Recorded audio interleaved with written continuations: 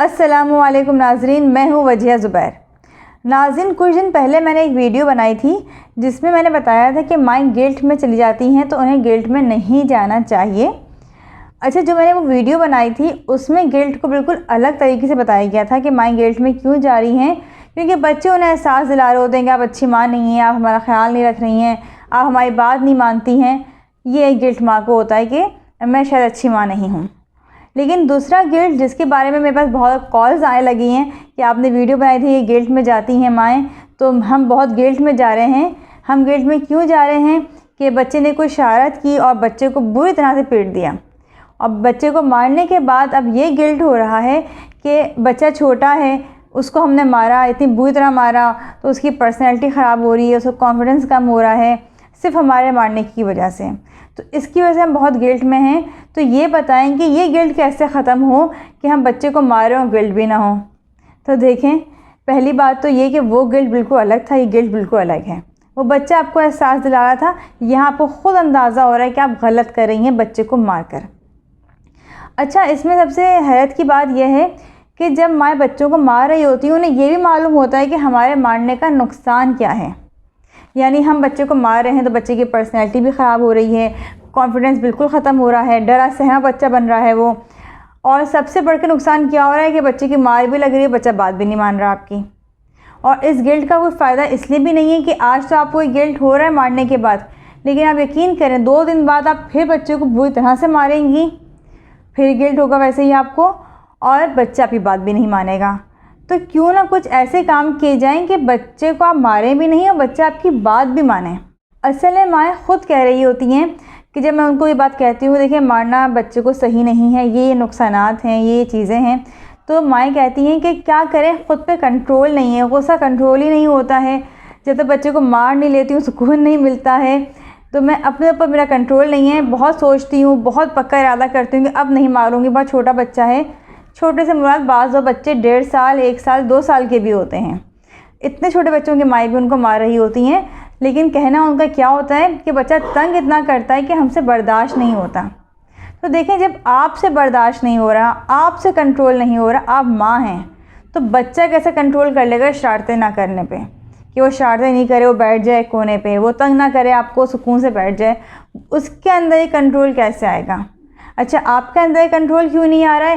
क्योंकि आपने जहन को क्या मैसेज दे रही हैं कि कंट्रोल तो मैं कर ही नहीं सकती है गुस्सा अपना, मैं कैसे कंट्रोल कर लूँ अपने गुस्से को, या बच्चे ने शायद ऐसी की है अब इस मौके पर तो मैं कंट्रोल कर ही नहीं सकती हूँ।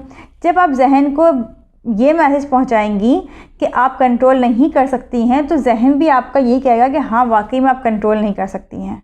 लेकिन अगर आप ये सवाल करें अपने जहन से कि मैं क्या सूरत हाल इख्तियार करूँ, मैं ऐसा क्या काम करूँ कि बच्चा मेरी बात भी सुन ले और मैं उसको मारूँ भी नहीं, तो आप यकीन करें आपका जहन, आपका दिमाग आपका साथ देगा, वो आपको जवाब देना शुरू कर देगा कि आप ऐसे क्या काम कर सकती हैं कि बच्चा जो है वो आपको तंग नहीं करे, आपको परेशान नहीं करे। तो इसके लिए आपको मैं 2 बातें बताऊँगी जो मैंने ख़ुद भी इन चीज़ों पर अमल किया है, वही बातें मैं आपसे शेयर कर रही हूँ। पहली बात, बच्चे का अगर आपको लग रहा है वो बहुत शरारतें कर रहा है, उछल कूद कर रहा है, या उसकी वजह से बाकी लोग डिस्टर्ब हो रहे हैं, तो आप बच्चे को एक कोने में खामोशी से बिठा दें कि अब तुम यहाँ से उठोगे नहीं, ठीक है। बच्चा जब बोर होता है ना, तो फिर वो ज़रा समझ में आया था उसके जो मैंने काम किया है, उसकी पनिशमेंट मुझे मिली है कि मुझे कोने में बिठा दिया गया है। अब बच्चा वो परेशान भी करेगा वहाँ बैठ के भी, लेकिन आपने उसको उठने नहीं देना है, आपने कहना तुम यहाँ बैठे रहोगे। मेरे साथ भी ऐसी हुआ कि मम्मा के घर में प्रोग्राम था, कुरान ख़वानी थी वहाँ पे। अब तमाम ख़वातीन जो हैं वो बैठी हुई कमरे में सिपारे पढ़ रही हैं, और बच्चों ने कुचल कूद मचाई हुई थी, कभी भाग के ऊपर जा रहे हैं, कभी नीचे आ रहे हैं, कभी एक कमरे दूसरे कमरे में भागते हुए जा रहे हैं, बात नहीं सुन रहे थे बच्चे। तो माएँ बच्चों को आवाज़ दे के बुला रही थी, बैठ जाओ यहाँ पे, नहीं भागो, नहीं शोर करो, सिपारा पढ़ रहे हैं सब, लेकिन बच्चे नहीं सुन रहे थे। उसमें हरमीन और अली भी शामिल थे। मैं खामोशी से उठी वहाँ से, मैं अली और हरमीन के पास गई, मैंने वहाँ से कोई आवाज़ नहीं लगाई अपने दोनों बच्चों को।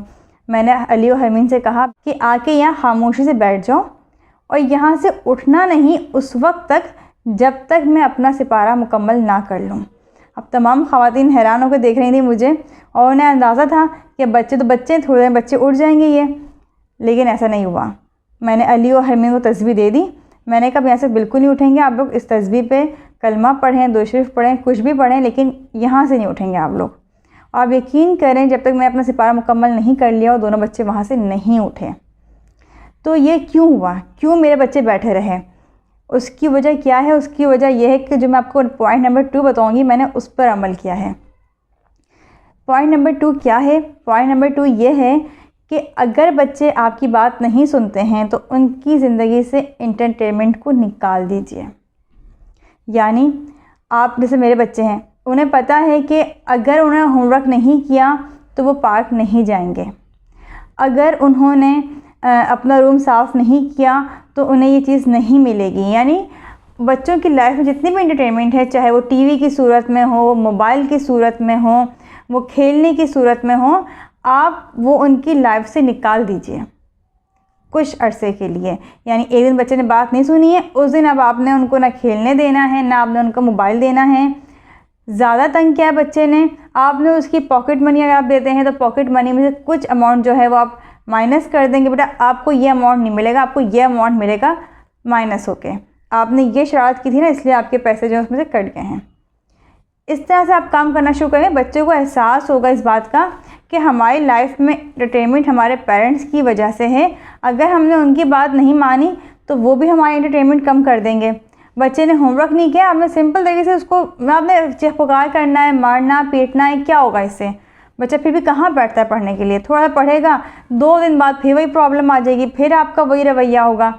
इससे अच्छा ये है कि अगर बच्चे ने कहा है कि मैं होमवर्क नहीं कर रहा, तो आप बड़ा आराम से कह दें, अच्छा बेटा होमवर्क नहीं कर रहे, कोई बात नहीं, आज हमें पार्क जाना था, अब हम पार्क नहीं जा सकते, या आज आपको फ़लाँ चीज़ देनी थी, ये चीज़ नहीं मिलेगी आपको, या आज आपका मोबाइल का टाइम था इतने बजे तक का, आपको मोबाइल नहीं मिलेगा।